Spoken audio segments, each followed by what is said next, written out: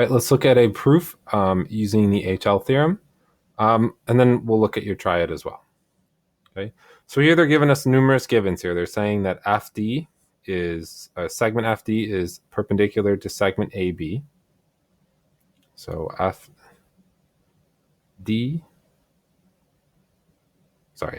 here and AB.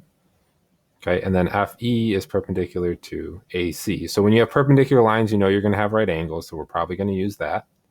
And then they're also giving us a couple segments that are congruent. Segment AE is congruent to segment AD, and then segment FC is congruent to segment FB. So let's just, easiest way is to just go through the way they did it. So step one, they just wrote their givens for their perpendicular lines. Once you know you have perpendicular lines, you know you have right angles. So they went ahead and said that the measure of those angles equaled 90. Normally what I would have done is I would have said angle AEF is a right angle and angle ADF is a right angle by the definition of perpendicular. And then I would have done an extra step saying that by the definition of a right angle, the measure of those angles equal 90. But it's okay to do it all in one step there. Okay. Once you know you have right angles, you have right triangles. Okay. So these triangles here are going to be right triangles. And notice here, these ones are also going to be right triangles, right? We also can say, since those lines are perpendicular, right, that these are right angles as well. So notice how they listed how all four of these were right angles. So we have four right triangles. Okay. We can use let's see if they did that. There's our given. Okay. And now I think they're going to use the reflexive property. Yep. So AF, segment AF is part of both of these triangles. So that's going to give us a second pair if we're looking at, maybe I should highlight these triangles here. Okay, we're looking at these two triangles. Whoops. Okay. Could have highlighted that a little better. Okay, so we got two triangles there. We have right angles. So we have right triangles. The one pair of legs are congruent, right? AE and AD, that's one pair of legs. So we have right triangles, one pair of legs. And then AF is congruent to AF. AF is the hypotenuse of both of those triangles.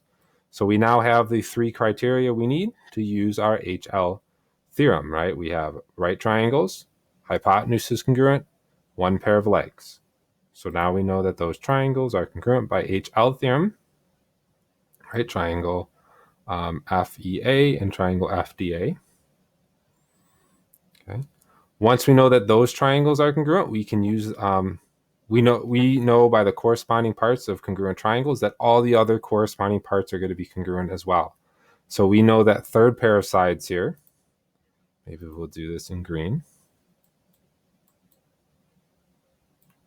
Right, this third pair of sides of the other set of triangles, right? We know that's the third side of our blue triangles here, right? But that's also going to be part of our bottom triangle. So that's going to be the legs of the bottom triangle.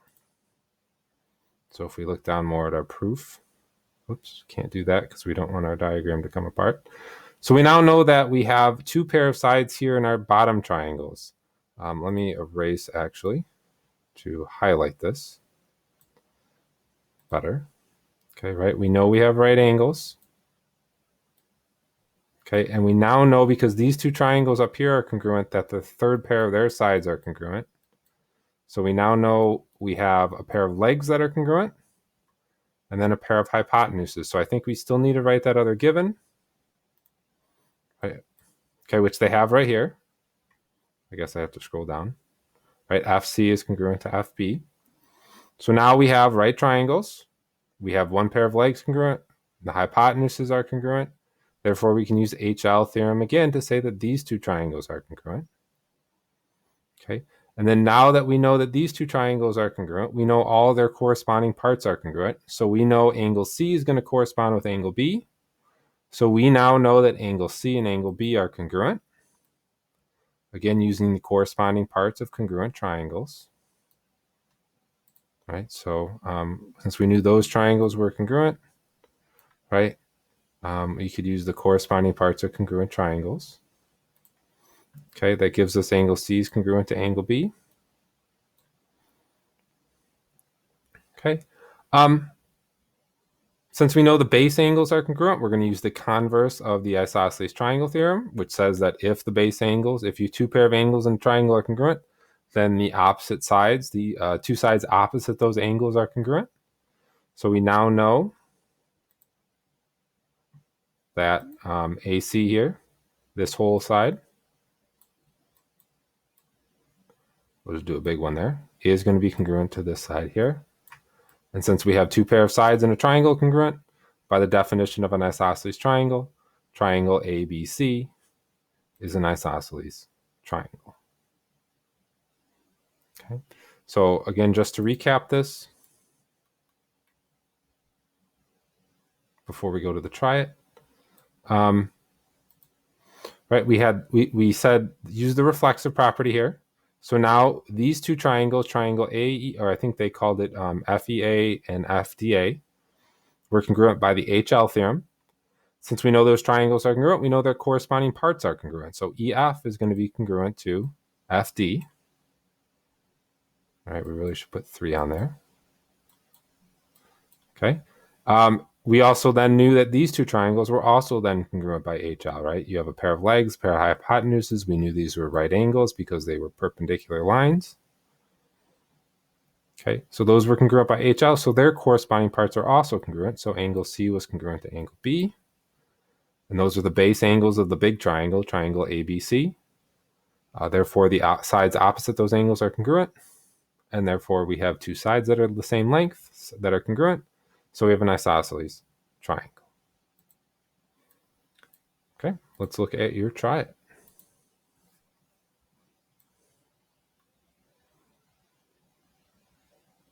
Okay, we're not going to write this all out, but we can go over this for you because you can check your answer afterwards.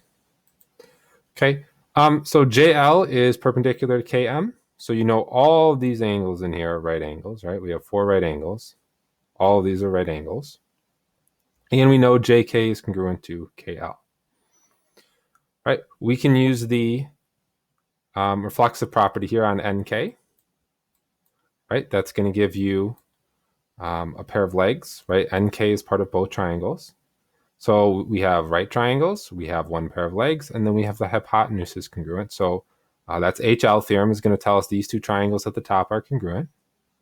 Therefore, we know the corresponding parts are congruent. So we now know that JN and NL are going to be congruent.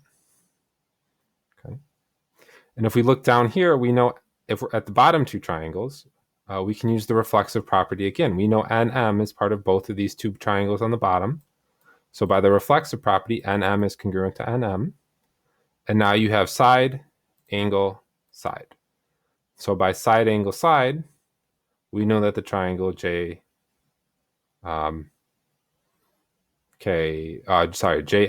is congruent to triangle LNM. Okay, and since those triangles are congruent, we know their corresponding parts are congruent. So we know JM here is going to be congruent to LM. Okay.